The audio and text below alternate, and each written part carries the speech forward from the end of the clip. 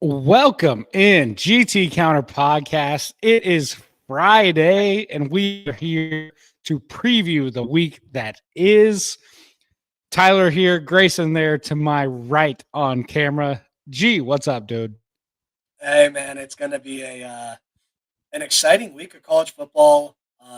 Unfortunately, we probably will talk about some of the games from last week, not to the extent that we would have had the circumstances been better this week for us. But we were all over the place, couldn't get matching schedules, um, and Tyler was battling a little bit of internet difficulties. We won't talk about those. Sore subject.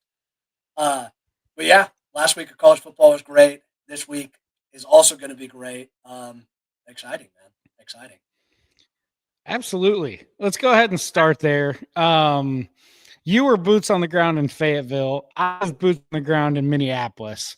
Let's start in neither of those places. So I'll just kind of rapid fire some of the things that happened this weekend, and we can kind of unpack it. So, little game James strikes again. Oregon beats Penn State. Kalen DeBoer still owns Georgia. Kirby Smart now 1-7 against Alabama all time as the head coach at Georgia. The United States choked away a Ryder Cup. And what else happened? What else have I missed? LS little game Brian is little game Brian. Yeah, that's right. Little game Brian. LSU's offense is a stinker, and they will be unranked by the end of the year, and Brian Kelly will be fired. Future. Sam Pittman got fired. Congratulations for firing him. Yeah. There we go. Exactly what we thought was going to happen. Offensive coordinator gets the job, so he won't be the head coach next year. So prayers were answered for Arkansas fans. Imagine telling yourself in the year of our Lord 2025, Bobby freaking Petrino is the head coach at Arkansas, even if it is just on an interim basis. What in the world? It's just so bad. It's just so bad. And Arkansas's offense was horrible on Saturday. So yeah. I mean, defense wasn't much better. In fairness, their defense is Swiss cheese. Yeah, it's bad. But yeah, it was simply a hire, so he wouldn't be hired as the head coach. He wouldn't even be in the discussion next year. So when they lose, Arkansas being Arkansas, they will probably lose every game but one left on their schedule, and they will somehow show up to a game where they shouldn't be in, and they will beat a team that's ranked in the top 10 near the end of the season, and it will be disgusting, and I hope it's Tennessee. That would be funny.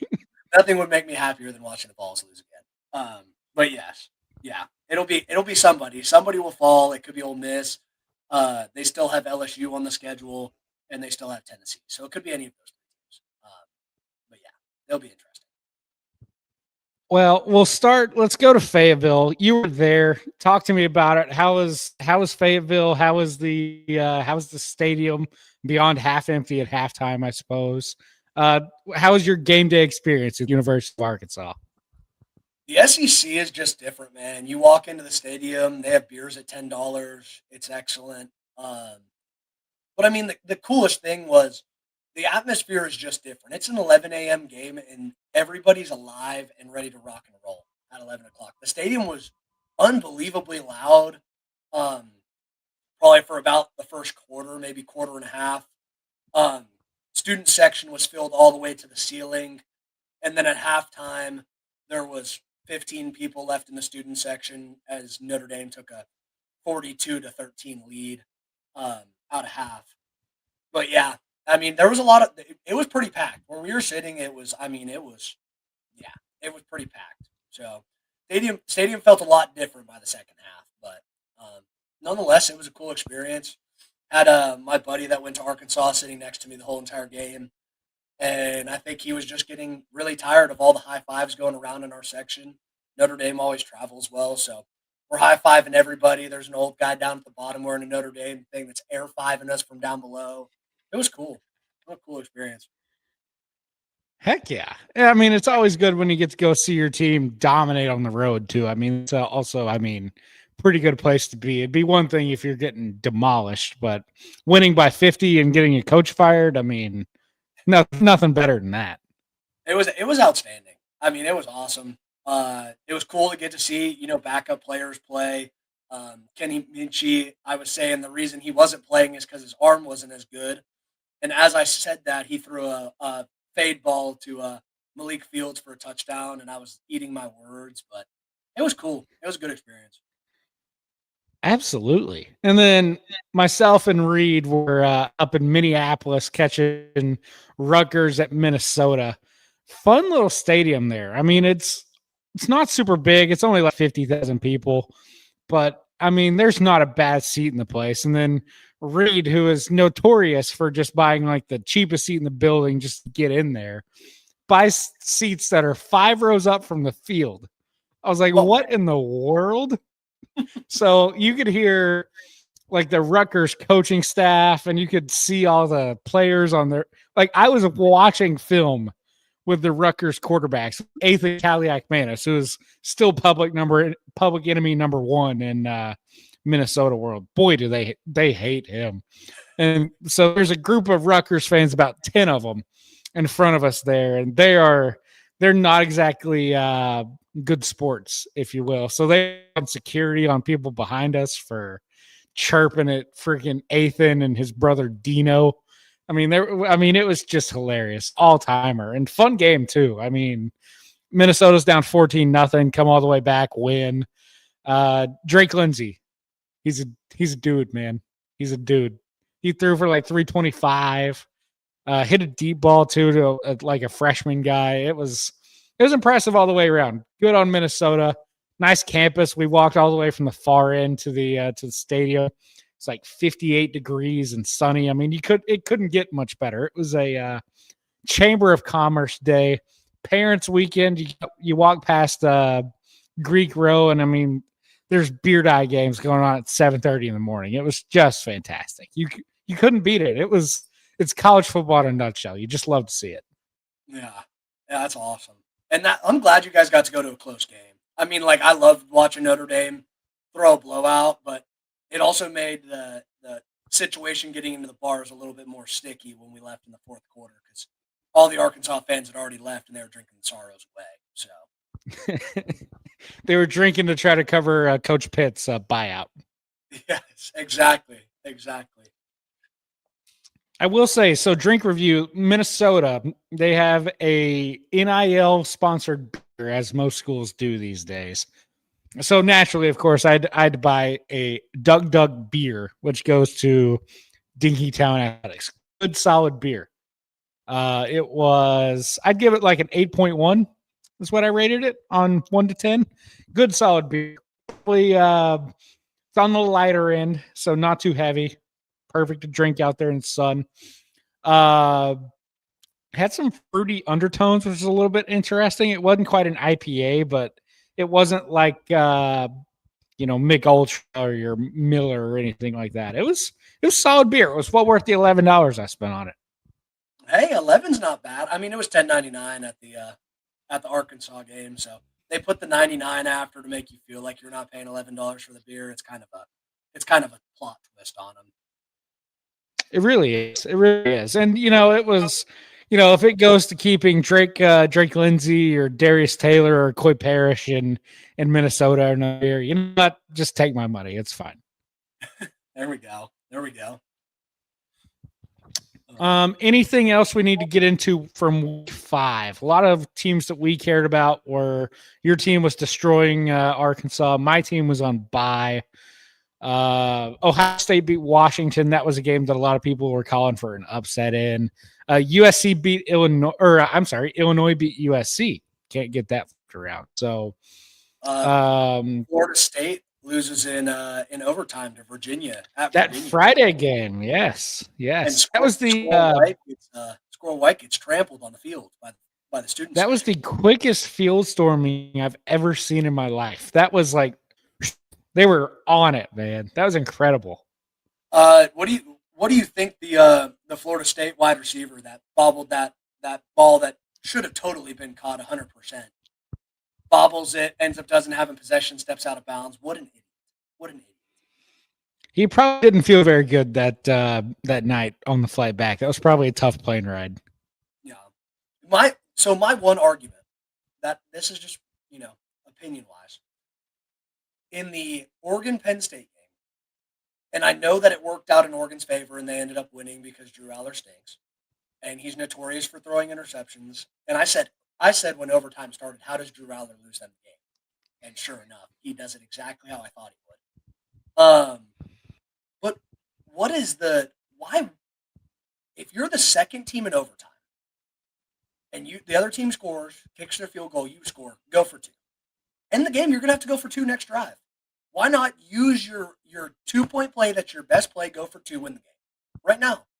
Because you're gonna have to get back on the field right after this, score a touchdown, and go for 2 right then and there. So you might as well go for it now.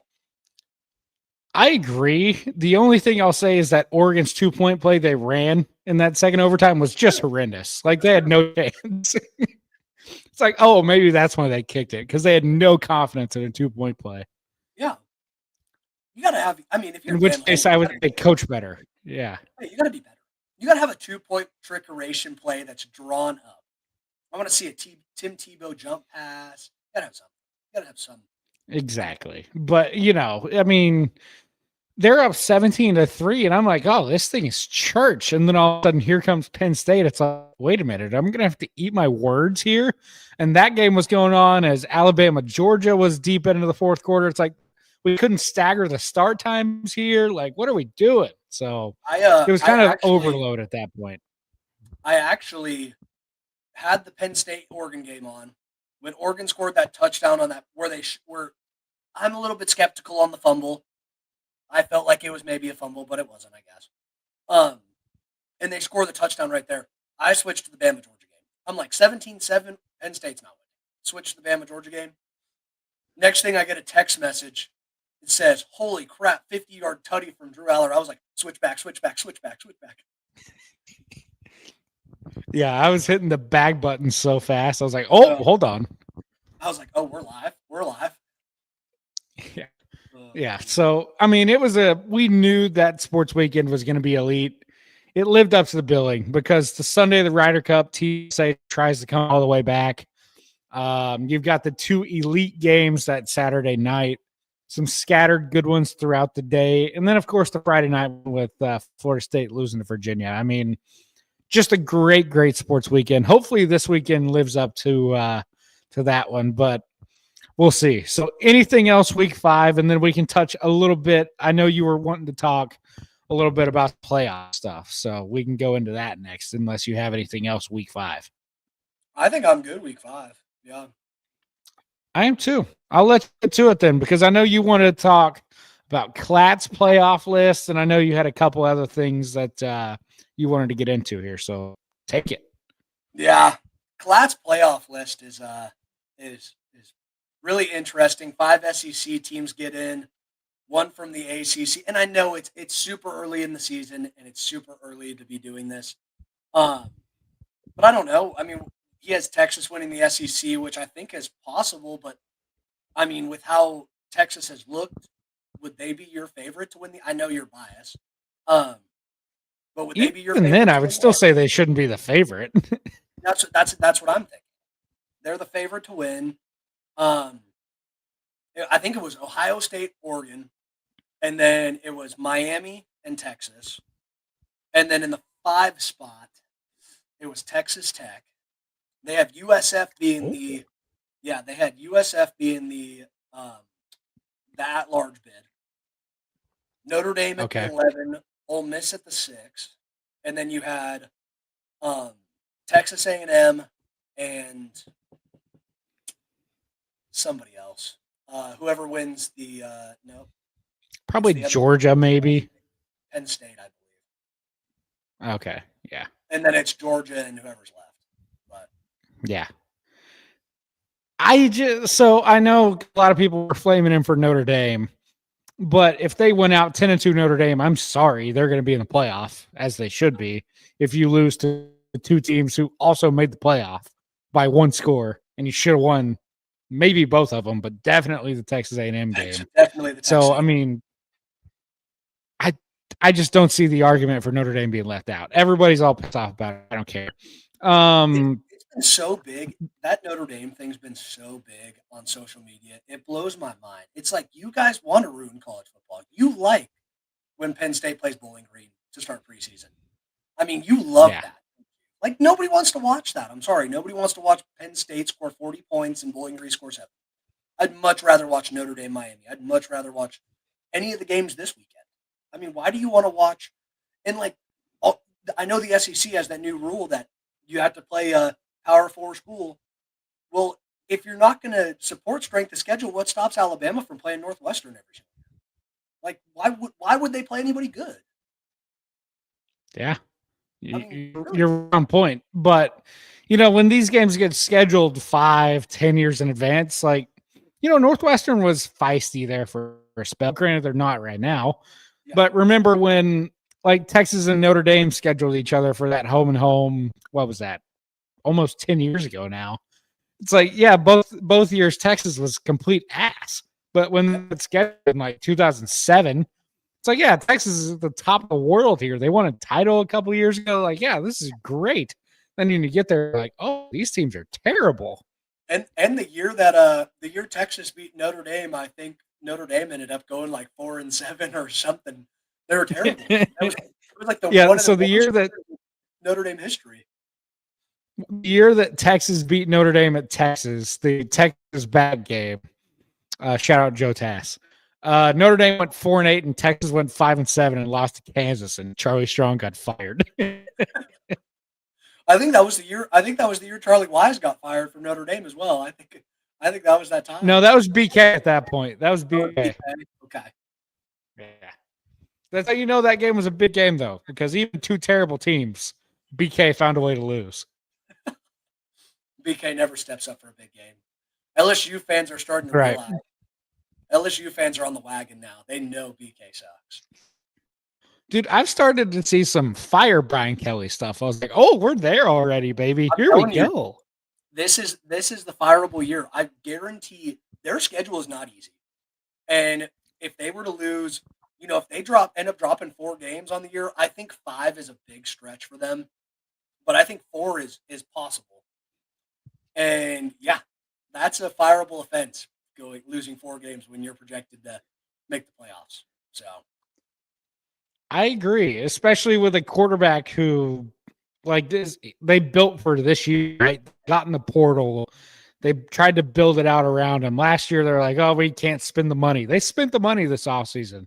If they go 8-4 this year, absolute disaster. Absolute disaster. You're spot on there. Yeah. Texas A&M's interesting to me. I've seen a lot of love for the Aggies. I know the schedule is very workable.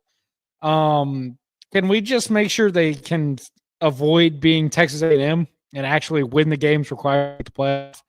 Like, I mean, don't get me wrong. They're a good team. They're well coached. I like Elko a lot.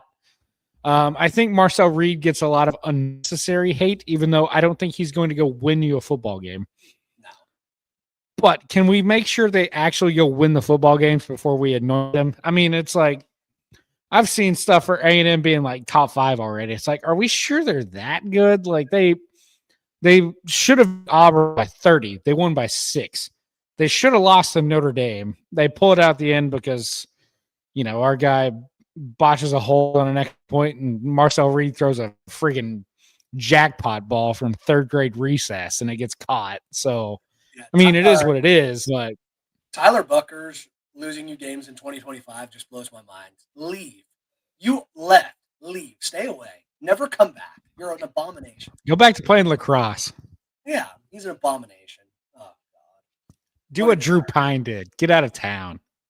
Get the hell out of here. Go to Mizzou. Get out of here. Hey, Drew Pine is cooking in the MAC, though. That's more his speed, but he's cooking down there.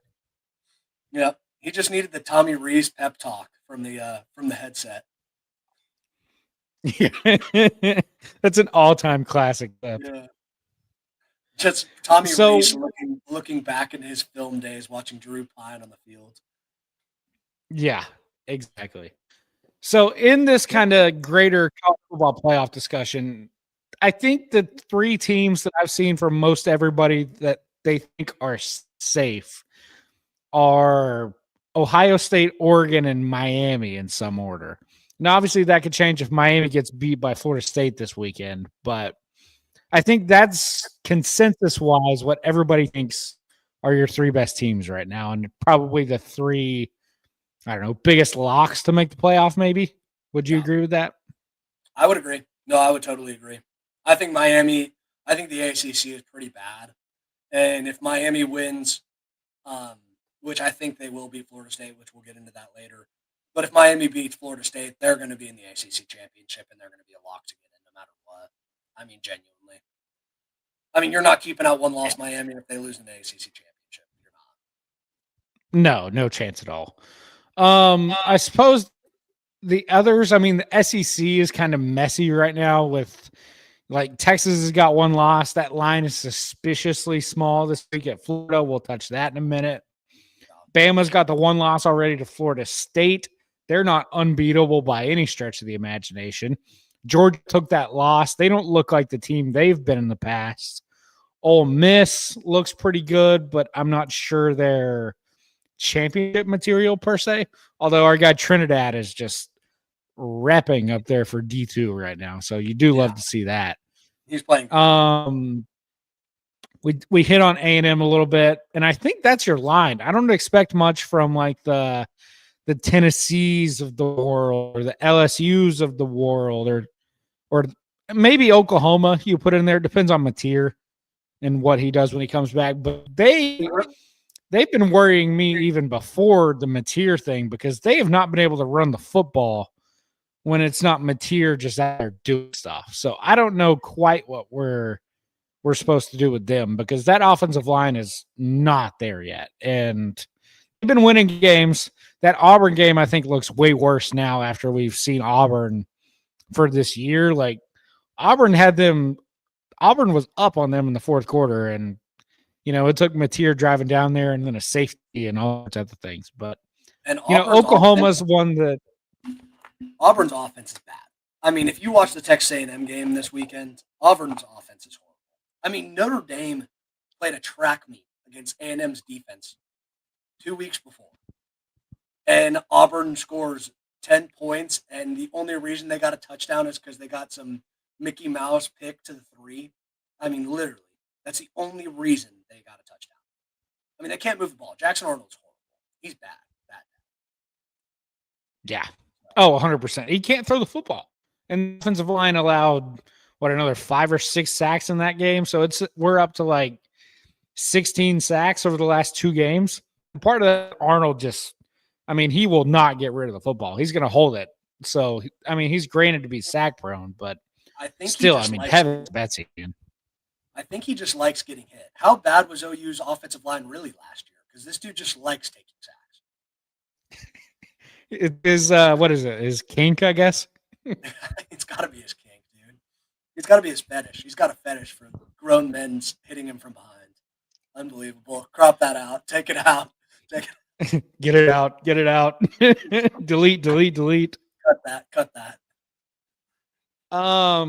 So teams that are currently outside the top 12, who do you think's got the best chance to jump in there? Because right now we've got teams on the outside. You're looking at Ole Miss potentially. You're looking at, Texas Tech in that 12, granted. But, what are some teams that people aren't really thinking about right now that if they keep winning could be legit in this discussion?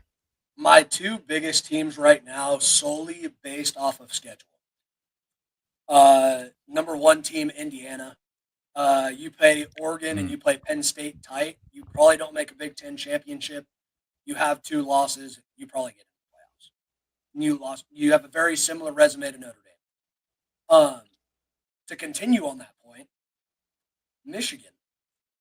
Michigan loses to OU. The only game they have left on their schedule that's losable is Ohio State at the end of the year. You play Ohio State tight. You're not going to play in a Big Ten championship. Maybe. I mean, one loss team might make the Big Ten championship, depending on how Oregon and Ohio State shake out. But you only have 1 loss in the Big Ten. I mean, you lost to OU and got your doors blown off, but early in the season. Yeah. So, that Michigan one's interesting because I'm not sure I believe in their coaching, but if Underwood just turns in to be a guy, like they're live to do whatever they're live for anything there. So that's Well, going to be a fun one to watch. have you seen their football schedule? Yeah, they don't play anybody until freaking Ohio State. So you play Wisconsin this week. You play USC, where if Lincoln Riley doesn't run the flea flicker every play, they can't score. You play Washington, which UW could get interesting. Michigan State is horrible. Purdue is horrible. Northwestern is horrible. Maryland is horrible. And then you play Ohio State. I mean, they have the easiest schedule you could possibly have in the Big Ten. Yeah, if you could draw up, the only team you'd add is UCLA. Yeah. But yeah, I mean, that's about as good as it gets. That's all you could ask for, really. You're spot on. Yeah. So the one I want to focus on, you said Indiana, because they're on bye this week, and so is Oregon. And then in 2 weeks, we've got Indiana at Oregon. That game is going to get spicy because Cignetti loves running it up on people, but whenever he plays big games, they kind of wilted last year. Yeah. Granted, I don't know if they played a big game yet. Illinois might be trash. They just beat USC. I don't know what to think of them. But Lanning, they're going to be juiced up for that game 100%. So these are two teams that I have no doubt are going to be on 100 in that game, juiced up, ready to go. And I just have I would take Oregon. Buddy, if Indiana wins that game, we've got a situation on our hands. Yeah. Yeah. I also think, a team that's getting really slept on, Iowa State. If Iowa State runs the gauntlet, makes it to the Big 12 championship, plays Texas Tech, and somehow, even if you lose, I mean, can you keep Iowa State out if they play a close game? One loss Iowa State. I mean, they've already got the feather because they beat Iowa too. Yeah. I mean, it's hard to it's going to come down to a lot of how everything rolls out, obviously, but it's hard to keep out one loss teams. I mean, but they kept out no loss Florida State 2 years ago, so I guess it's not that hard. That was, we know circumstances with Travis, though. Yes, yeah. No, they were going to get absolutely devastated if they were in the game. So it was you watch that ACC title game and you're like, oh no, this team can't go. They were playing Louisville that year, and that ACC title was just some of the worst football you'll ever see. Brock Glenn, things of that nature. Ugh. That defense was legit, though. That defense was championship caliber. Are you? What do you think about Georgia Tech? In respect, 5-0 Georgia Tech. They should have lost last week. Wake at them, man. That offsides call they didn't get was tough. But yeah, I took GT's win total over this year. I think they're legit contenders. That game against Georgia in the Mercedes-Benz down there in Atlanta, that's going to be GT took her 8 overtimes last year or whatever the shit that was. That was so college overtime is ridiculous, but that's a different podcast for a different time. But I like GT a lot. It's just keeping Haynes healthy. That's the main thing. They got to make sure he gets through this year. I do worry about a slip up near the end of the year. They do play Pittsburgh, and that is a scary game for me. That seems like a slip up game waiting to happen. Pitt could easily be 4-0 too. They could easily be 4-0. Had a double-digit lead on West Virginia in the fourth quarter and blew it. And they were up 17 on Louisville and blew it. So, that's a 2-2 team that is probably about 3 plays away from being 4-0. Yeah, I agree.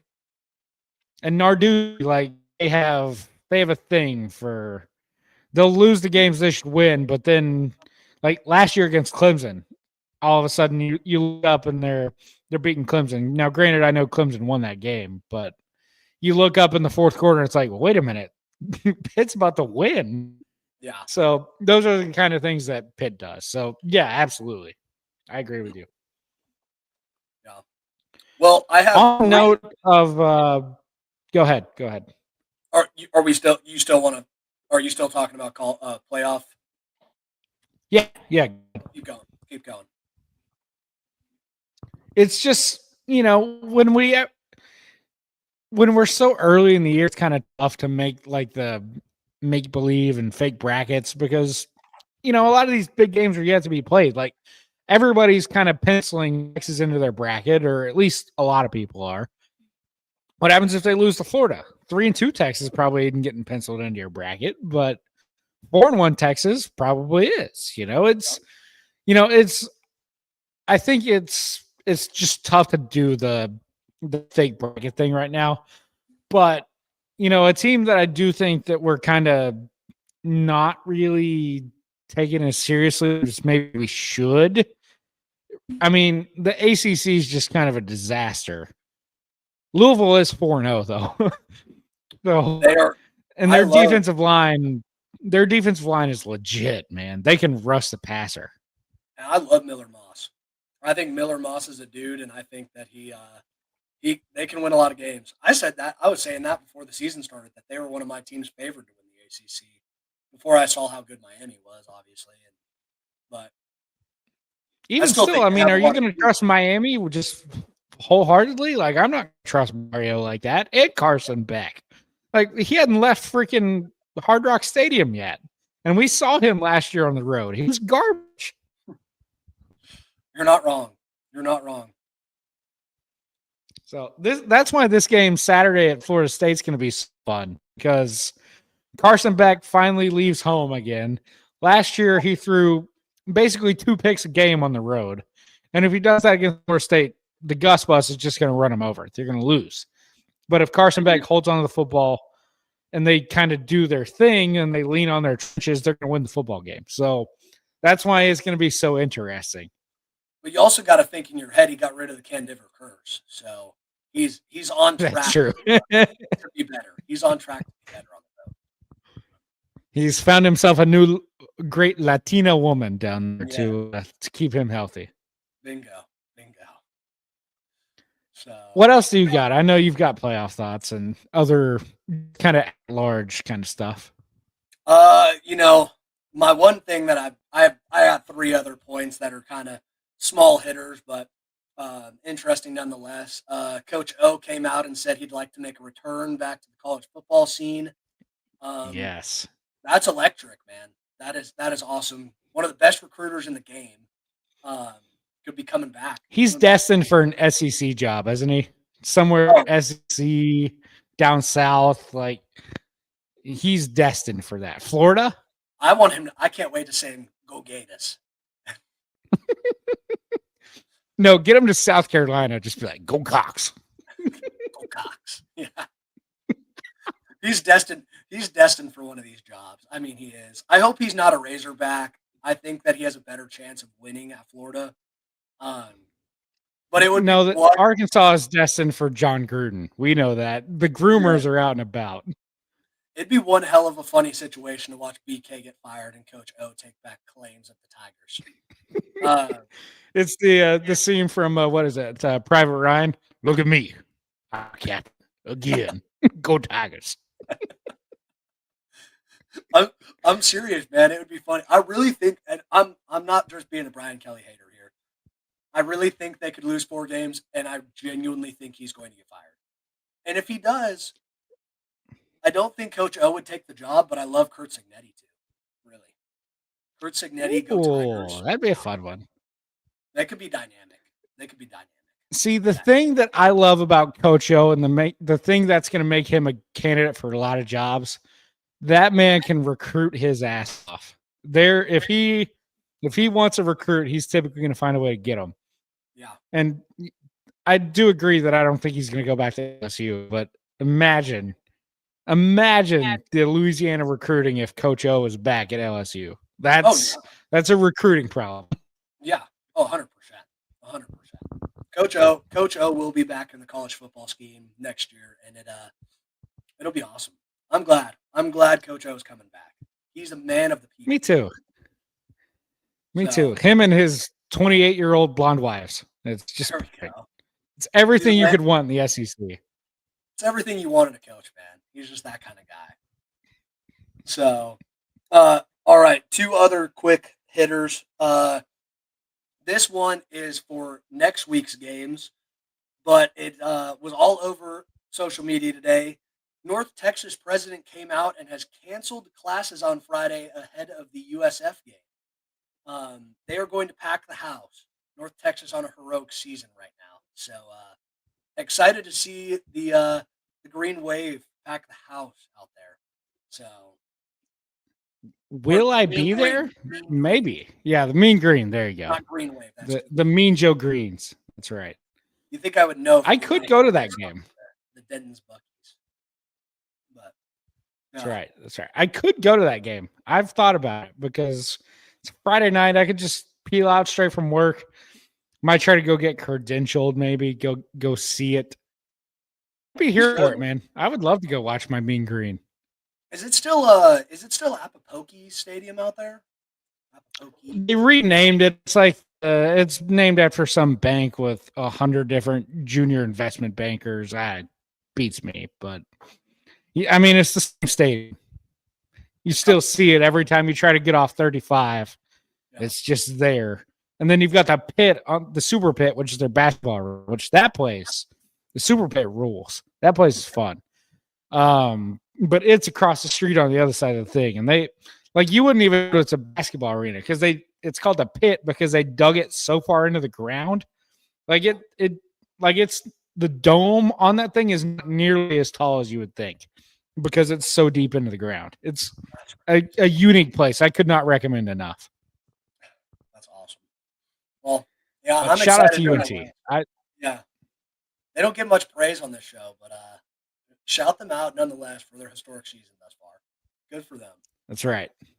So my last hit of the week for news wise, he was up there in the transfer portal. Some people consider him to have been the number one back in the transfer portal, and no, I'm not talking about Ott, but he was considered a number one back.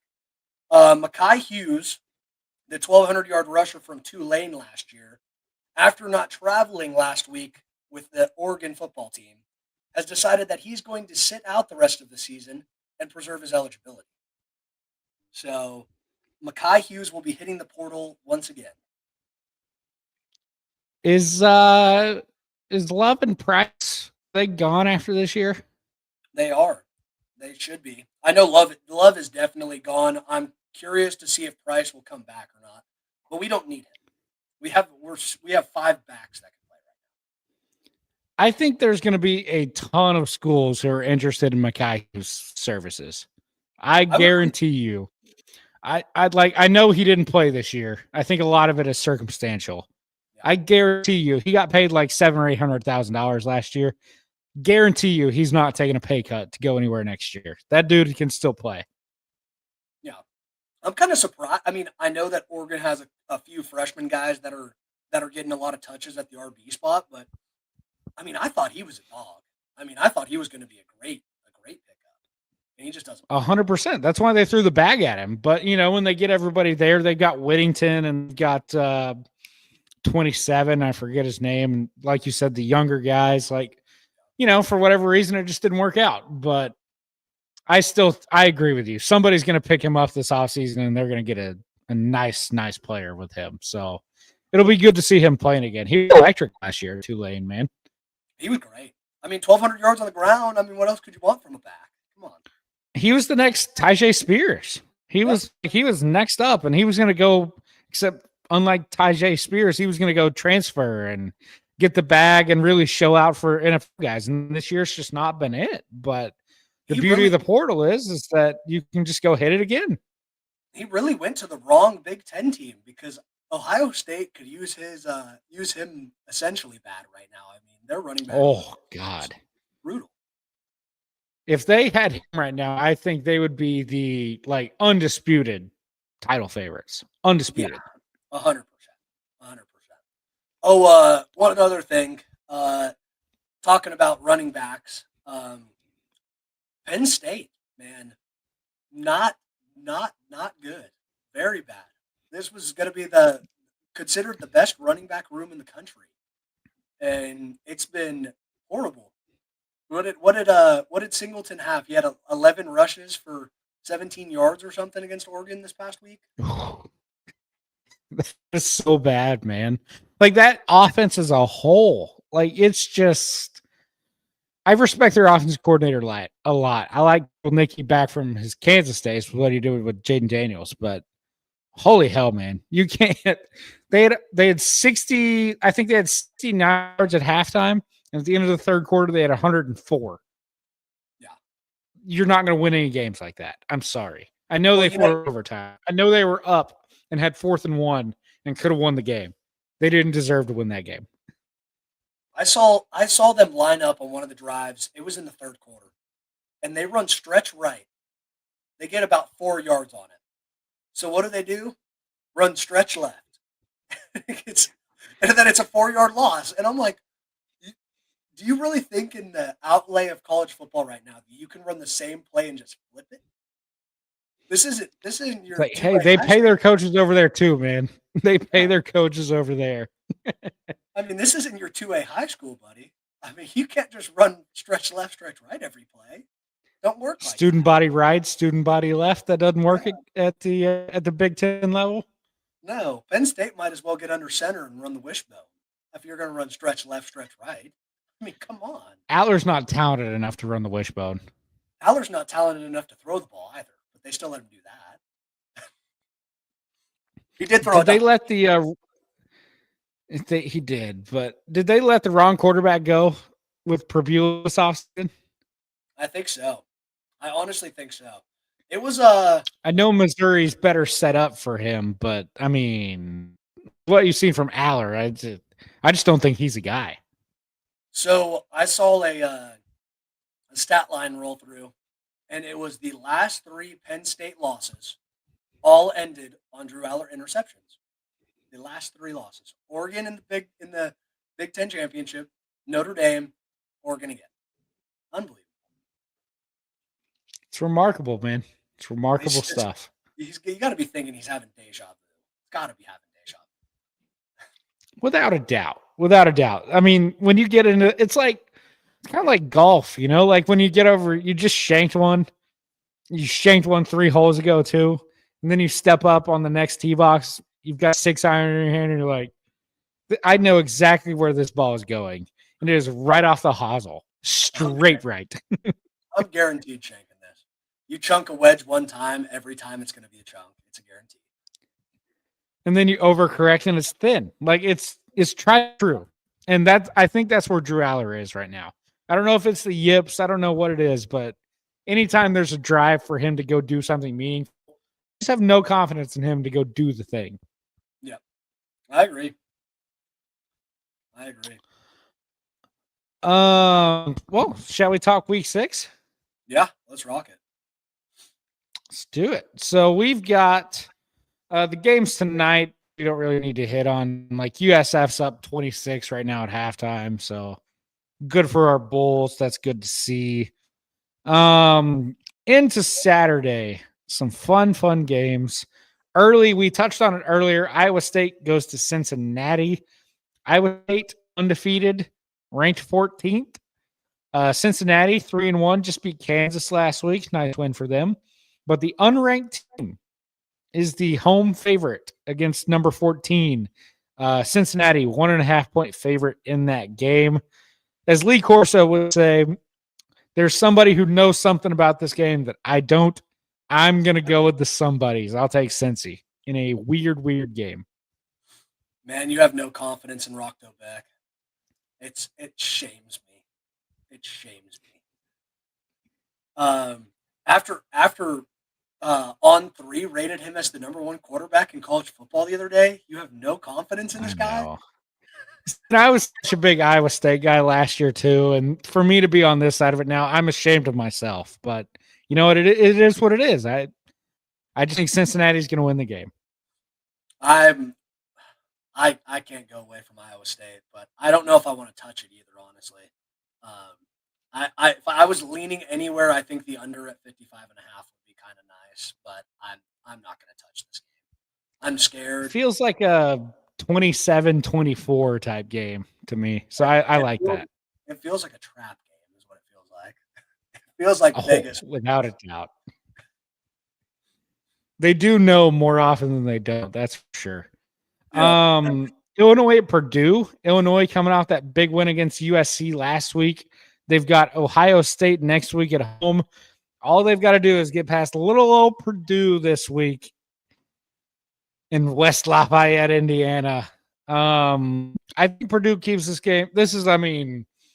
When you talk about tried and true spots, the sandwich off the USC game last week, you go to Ohio State next week. There's little old Purdue. I'll take them to keep it close. This game, the line went from 10.5 to 8.5. I think it's a touchdown game. Give me the Boilers. I actually love that. I actually love the plus 8.5. Yeah. I mean, not much to say on it. I really do. And I don't think Purdue's as bad of a team as people think. I think they gave Notre Dame a really good game. If weather delay doesn't happen and Notre Dame doesn't keep them kick a field goal and then we return a 100-yard kickoff, it's probably a closer game than one would think. So I actually like Purdue in this one. I don't know if I would take the money line, but yes, plus 8.5. I'd sprinkle it. Just some pizza money, but nothing too crazy. Cartoon Network, 11 a.m. Clemson at North Carolina. Yuck. Give me the under, 47.5. Freest bet you'll ever have in your life. Is it possible for this game to just end like 3-2? I think that's in the realm of possibilities here. Can Dabo get off the hump and score 21 points in a football game? I don't think so. Against the Belichick team? No. Too much respect. He respects his elders. Probably too much. The only thing going to be over 20, 21 in that game is going to be Belichick's girlfriend. Okay. Oh gosh! Shout out to Jordan. Kentucky at Georgia. You like Georgia in this game, right? I love Georgia. Minus 20.5. I know you talked earlier that Georgia has never covered a spread in the history of ever. But if there's a time to do it, it's right freaking now. At home, in Athens, give me the 20.5. And Kentucky sucks. They're the worst team in the SEC. No questions. Undisputed. I like it. I like it a lot. Wisconsin goes to Michigan. Wisconsin's still on a backup quarterback. Michigan's laying like 17, 18 points. I'll take the under. I think this game could realistically end like 31-3. Under. Please and thank you. I like that. What else? So we've got K-State at Baylor. Baylor's 3-2. K-State's 2-3. Heavens to Betsy. Short spread there. Baylor's only like 5.5 point favorite. Interesting line. I think Baylor wins the game, but I'm not all that confident in it. Baylor's defense is Swiss cheese. Kansas State's defense is Swiss cheese. 60.5 in the Big 12. Come on. Oh, we're going over. We're taking the high, are we? Yeah. Baylor's going to throw the ball over the lot. And Avery Johnson, just whatever he wants to do. This Baylor defense is horrible. You saw what Jackson Arnold did against this Baylor defense. Come on. Avery Johnson is Facts. a 10 times better rusher than Jackson Arnold is. Facts. Oklahoma State goes to Tucson to play Arizona. I think Arizona lays a hammer here. Oklahoma State might have even more opt-outs to redshirt. Give me the Cats by a billion.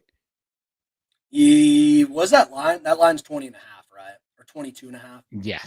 20.5. Yeah, give me them by a million. Give me Arizona by a million. Couple interesting games here at 2:30. So we got Vandy at Bama. Alabama's back up to like an 11.5, 12-point favorite. If this wasn't Vanderbilt, I would say it's a sleepy spot and Bama could get got. But given what happened last year to Alabama at Vandy, I think they've got full attention here. I think Bama lays a hammer. I'll lay it. Give me Bama by a lot.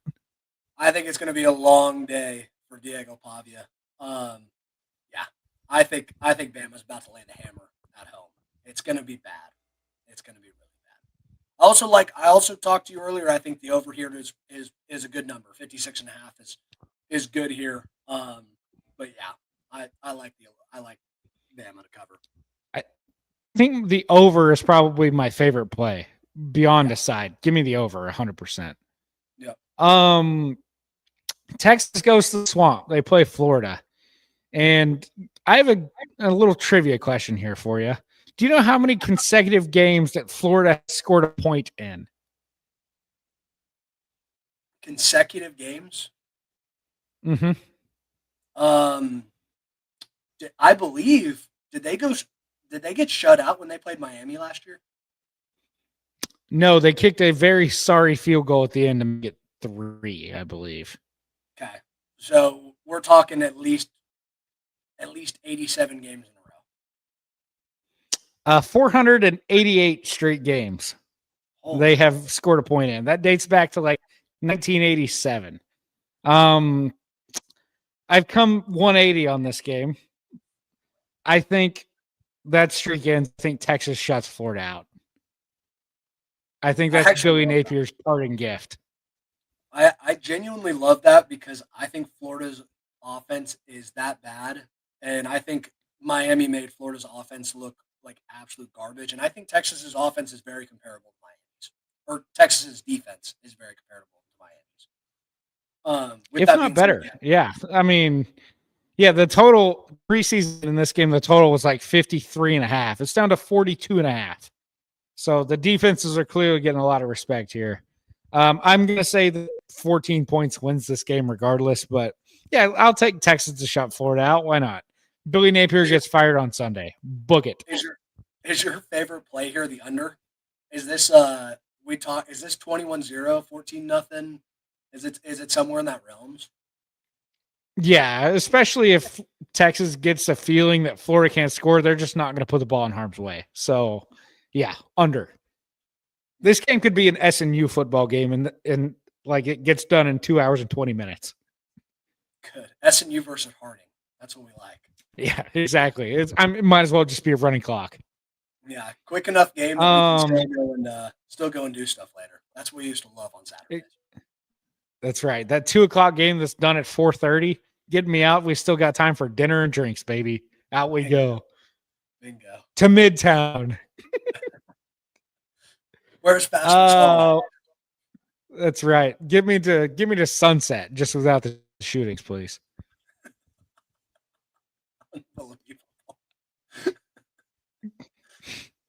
Washington goes to Maryland. Maryland's undefeated. Their freshman quarterback's a stud, Malik Washington. Yeah.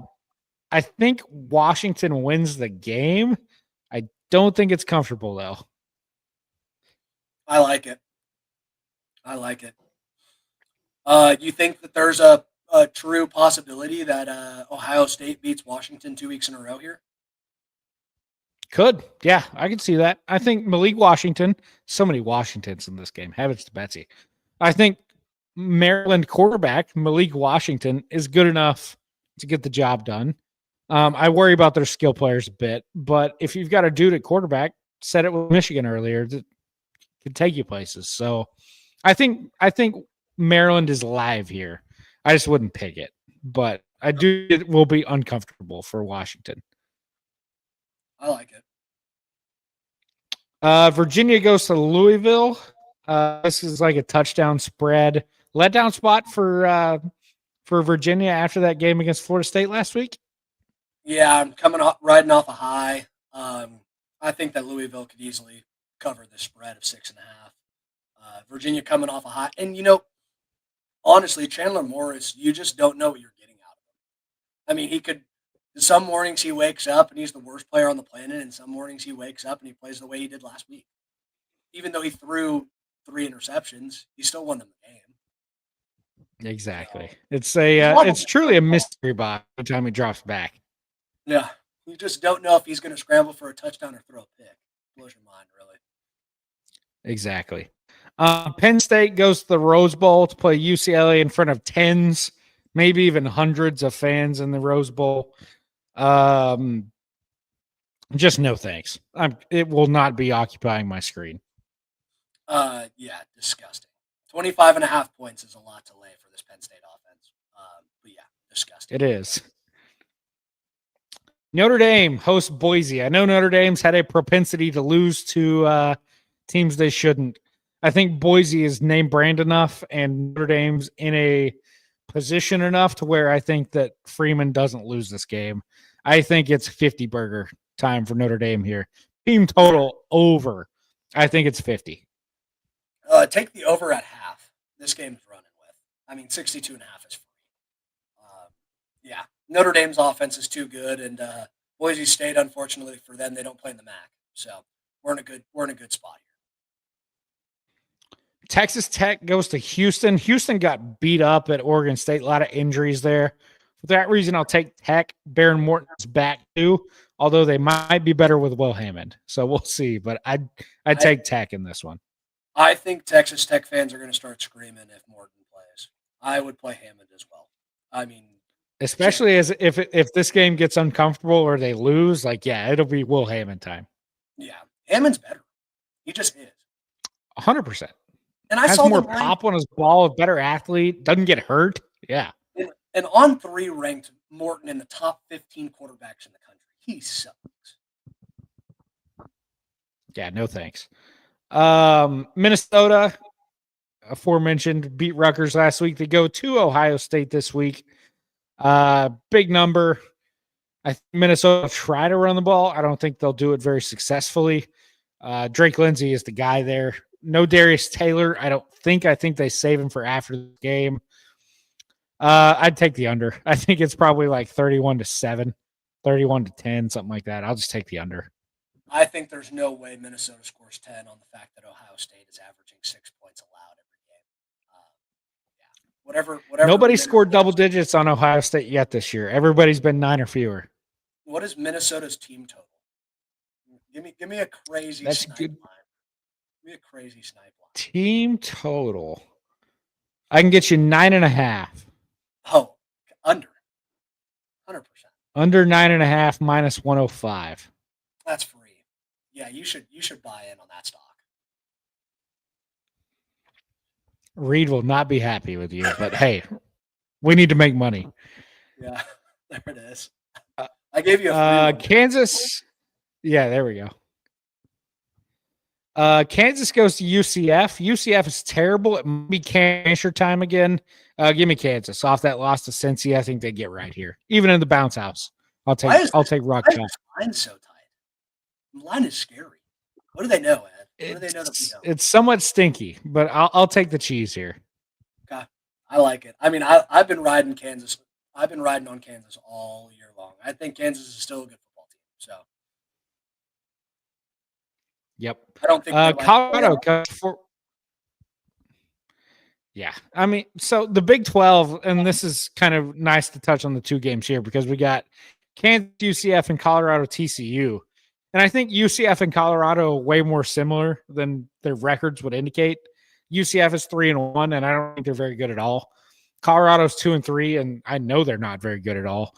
So it's like, depending on who you played in non-conference and things like that, like it's just kind of I think there's a chance to kind of play on some of these teams who have maybe overvalued by their record, like UCF. And like, I just think Kansas, even though they lost to Missouri, played them tight, lost a shootout to Cincy. Yeah, I just think they're straight up better than UCF is. Yeah, 100%. Dion comes to Fort Worth for the first time since, what was that, 2023, where they beat TCU after that national title game appearance.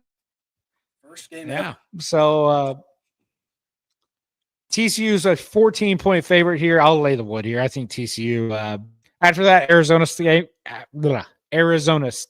game last week, I think TCU gets right. Beats Colorado by 20. This game's got track meet written all over it. All over it. Over. Yeah, I agree. Yeah. I've been big on the over this week. It's gonna bite me, but there's a lot to lay this week. Points are at a premium. Got to. Okay. They're at a discount. Right. Got to buy the dip. Yeah, exactly. Miami at Florida State. I think we're going to be on competing sides here. So go ahead and lay your case for Miami.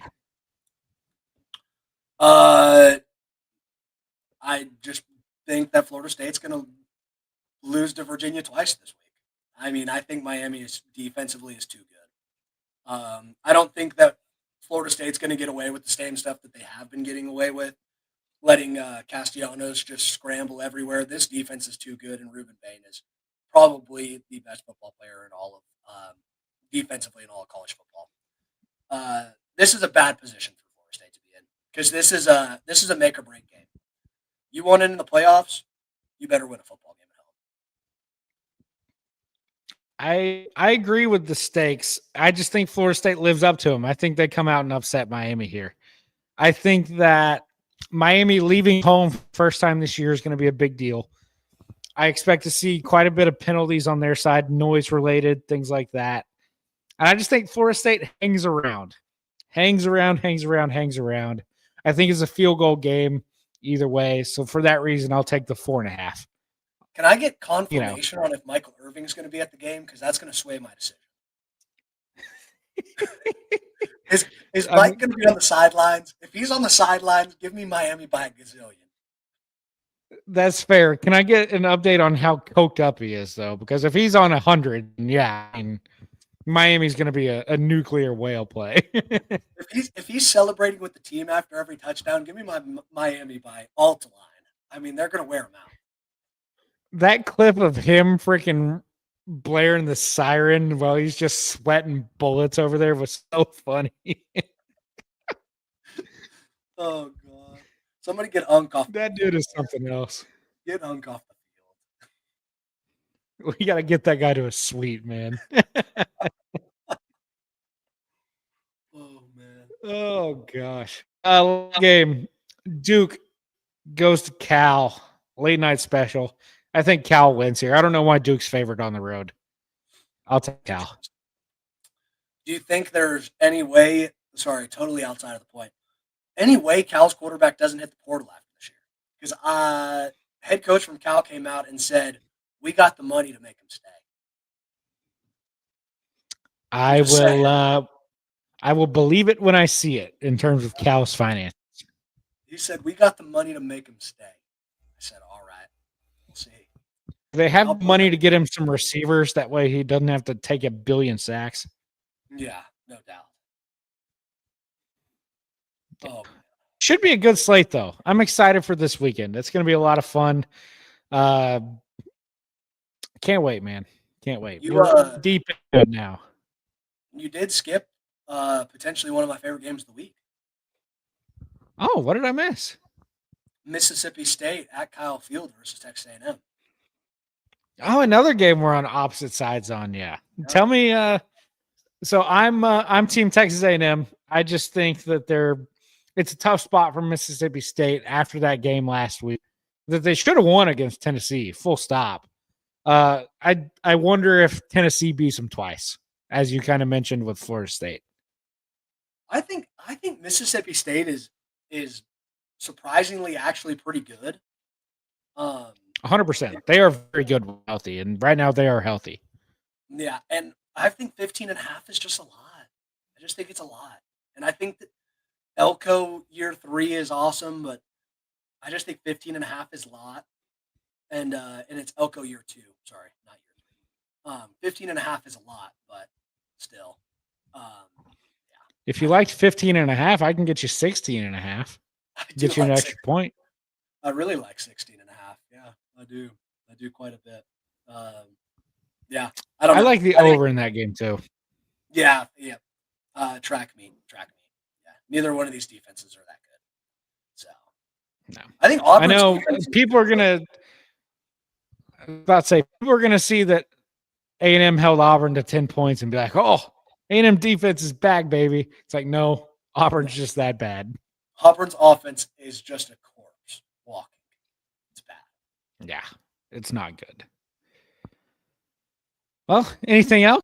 I mean, we've got Friday Night Lights on right now. South Florida is just beating the tar out of Charlotte. The reason Charlotte scored is because Byron Brown threw an awful, awful interception that they turned into 7. But USF is outgaining Charlotte by like 300 yards at half. So tough scene there for the 49ers. And the line just keeps changing. It's going it's bouncing back and forth between 39.5 and 40. Live bet still. So it's bouncing. And there we go. They've closed everything on the Western Kentucky and Delaware game, so you no longer can bet spread on that. That's unbelievable. Oh, see, I haven't eyes on that one yet. I'll have to get over there to our toppers. They're by the way, just as an aside, the Western Kentucky graphics they do every week for their games, just so funny because they have that big red mascot and they just freaking Photoshop them into anything. It's so funny. They're great graphics. You can get a Western Kentucky minus 6.5 right now, and they're up 27-17. So wow, look at the toppers. Go Tops, baby. Go Tops, baby. Yeah, 27-17. You can get them at 6.5 still. Interesting. Heck yeah. Well, anything else before we dip out of here for Friday, and we'll reconnect after games? Maybe Sunday, maybe Monday, maybe Tuesday. Yeah. Who could say? Who could say? It depends on the schedule's kind of up in the air. It's not saying it could even be a Friday for all we know, but we had to get a pod out. It's too big of a weekend for us to sit silent. Yeah, can't take a week off, man. We're on a consistent trend right now. We're trending, so gotta keep going. This weekly thing, even if we just shuffle the days around, the weekly thing, it's kind of working for us here. Yeah, I mean, you got to have an hour in your week that you can spare. Got to. So. Exactly. Tell you what, though, now that we're at the end here, I'm okay going off topic here. The golf game coming around, my guy. I've been on the simulator here recently. Ball speed is just off the charts with driver right now. We're absolutely flushing it. Let's go. Yeah, I'm playing tomorrow. Went out and touched 170 ball speed the other day. I was like, "Ooh, feeling ourselves." Yeah, that's unreal. That is unbelievable. But you need to stop doing the hip thrusters at the gym. Yeah, we'll see. Too much weight room, maybe. I was gonna say I haven't played a lot of golf, but we played the other. I mean, we kind of played the other day, I guess. Sort of played. So. I got a work tournament here coming up that I gotta get a team put together for. So it'll be, these scrambles. They're just so, they're. We played one a couple weeks ago. It just is what it is. Posted score to win was a 54, which is incredible. Or no, I'm a liar. It was like a 45. 45. Yeah. Unbelievable. Let's see them tee off on one, guys. Come on. Let's go. Yeah. Go validate. Go play one. Yeah. There's no way. 45 is unbelievable. Grayson DeChambeau would be impressed. Yeah, exactly. I actually saw someone post their scramble scores on Ziri, and someone had shot a 38. Yeah. Good. Tried to break 40 with 9 players and couldn't. Unbelievable. So I don't know what to tell you, man. Great day out there. We were just making everything. It's like, no, you were cheating your ass off. Dude, my buddy hit 3 hole-in-ones today. It was something out of the ordinary. Yeah, it's like how do you go to sleep at night knowing that you cheated to win a charity golf tournament? How does that make you feel? Yeah, next time I go, I'm posting 18, guaranteed. I'm gonna be hammered. Made a hole-in-one on every hole. I don't know what to tell you, dude. I'm just one of those days, dude. You on the 600-yard par 5, you made a hole. Don't know what to tell you. It just went in. Couldn't find it. Just went in. Yeah, that's funny. Hit the cart path 3 times off a cart in. Simple game. That's too funny. Oh, jeez. All right, brother. Good to talk to you again. Yeah, absolutely. Appreciate everybody listening. We'll be back at it next week after this slate of games. Till then, peace out.